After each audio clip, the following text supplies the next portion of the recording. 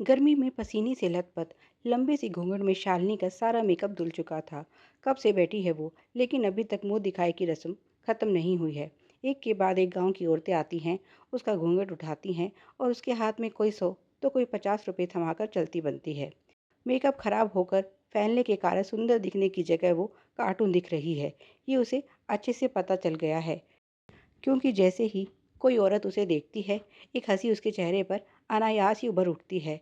फिर भी ये झूठ बोलने में माहिर औरतें बहू तो बड़ी सुंदर है कहने से नहीं चूक रही। पता नहीं कोई सच क्यों नहीं कहती कि बहू की सुंदरता का तो पता नहीं, लेकिन उसके चेहरे से टपकते पसीने ने मेकअप को धोकर चेहरे के नक्शे को विचित्र सा बना दिया है, जो सुंदर नहीं बल्कि हास्यास्पद ज़्यादा लग रहा है। उसे पहले पता होता कि ये सब होगा तो वो मेकअप करने की गलती करती ही नहीं। पर सासू माँ ने ये कहाँ बताया था कि गांव में उसकी मुंह दिखाई में सारा गांव ही आ जाएगा। उन्होंने तो बस इतना कहा था, बहू अच्छे से तैयार हो जाओ, आज गांव में दादी जी से मिलने जाना है, वो बड़ी सख्त हैं, इसलिए ध्यान रहे घूंघट चेहरे से हटने ना पाए।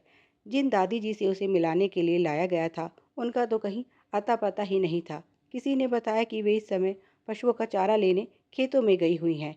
इस उम्र में उनका ये काम करने की उनकी क्षमता ही उनकी लंबी उम्र और अच्छे स्वास्थ्य का परिचय देने के लिए बहुत थी। शालिनी का हाल पहले ही बुरा था, रही सही कसर लाइट ने पूरी कर दी।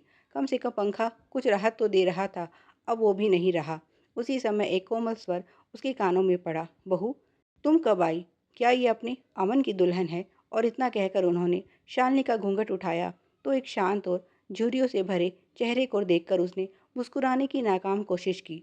दादी ने उसे देखा और बुलंद आवाज़ में कहा, बस अब बहू को अंदर ले जाओ। उसे कब से बैठा रखा है यहाँ, गर्मी से उसकी हालत ख़राब है और तुम सब यहाँ आराम से बैठी बतिया रही हो। और इस तरह शालिनी की मुंह दिखाई की परीक्षा खत्म हुई और उसे अलग कमरे में बैठाया गया, जहाँ उसे पीने को छाड़ दी गई और दादी खुद प्यार से उसे पंखा करने लगी। वे बोली, बहू यहाँ घूंघट की ज़रूरत नहीं है, यहाँ सब अपने ही हैं, थोड़ा आराम करो। उसके बाद उसकी सास की क्लास लगाई। नीता, सास बन गई है, लेकिन अकल नहीं आई तुझे? क्यों इस बच्ची को इतनी गर्मी में घूंघट करने को कहा? आजकल ये सब कौन करता है? पहली बार में ही ऐसा स्वागत कर दिया कि आगे से वो यहाँ आने से भी कतराने लगेगी, जैसे तुम यहाँ आने से बचती हो। जो गलती उस समय तुम्हारे साथ मैंने की, वो तुम भी दोहराने चली थी। उनके मुंह से इतना ही निकला। आपको अभी भी वो सब याद है? ऐसा ही कुछ नीता के साथ हुआ था और वो गर्मी से बीमार हो गई थी।